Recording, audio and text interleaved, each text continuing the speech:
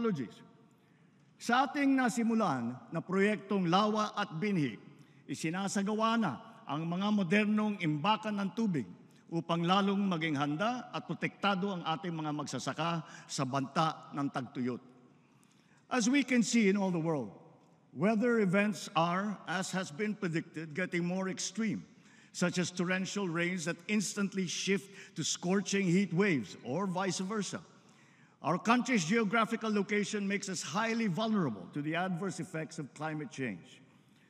Precisely because of our inherent vulnerability, we are proactive advocates for heightened climate responsibility and justice on the global stage.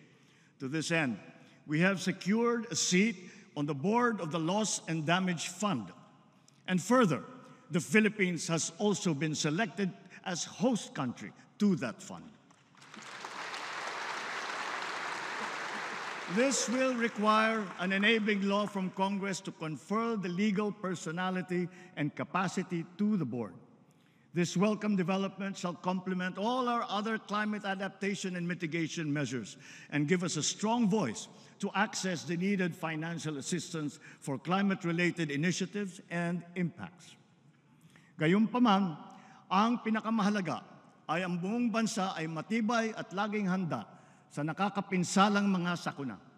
Nangunguna ang ating mga DRRM workers upang tiyakin ang ating malawakang paghahanda at ang ating pagiging mulat at listo sa